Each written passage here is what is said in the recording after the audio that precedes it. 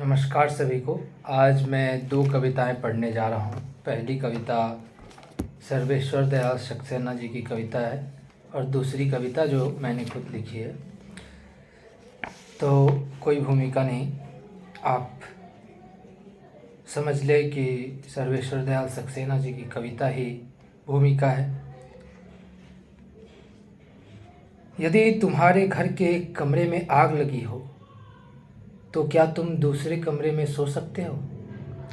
यदि तुम्हारे घर के एक कमरे में लाशें सड़ रही हों तो क्या तुम दूसरे कमरे में प्रार्थना कर सकते हो? यदि हाँ, तो मुझे तुमसे कुछ नहीं कहना है। दूसरी कविता जो मैंने खुद लिखी है, इसकी प्रेरणा मुझे प्रशांत किशोर जी से, जो कि बिहार चुनाव के लिए दम भर रहे हैं, सज्ज हैं लड़ने को, और दूसरे सोनम वांगचुक जी जो लद्दाख के लिए लड़ाई लड़ रहे हैं सत्ता से।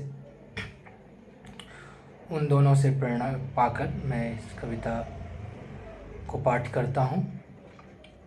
इतने सारे हिंदुस्तान, एक है भारत, फिर क्यों इसमें इतने सारे हिंदुस्तान। डूबता रहता स्वप्न किसी का, कोई सोता चद्दर तान, किसी का छिनता जंगल जहान, कोई भरता रहता उड़ान। एक है भारत, फिर क्यों इसमें इतने सारे हिंदुस्तान। दिल्ली मुंबई के तामझाम में सड़क पे सोता हिंदुस्तान, और सूरत की सूरत बदलते हीमबान है लहूलुहान। एक है भारत, फिर क्यों इसमें इतने सारे हिंदुस्तान।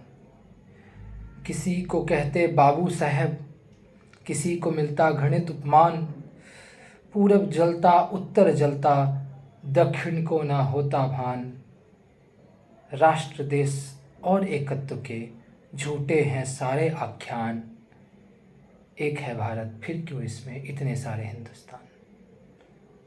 मुस्लिम हो क्या है तेरा नाम, हिंदू हो तेरा सब कुछ हराम। हिंदी कल हिंदू हुई, उर्दू भई मुसलमान। एक झुलसते बुरके में, दूसरी भय से लेती घूंघट तान। एक है भारत, फिर क्यों इसमें इतने सारे हिंदुस्तान। धन्यवाद।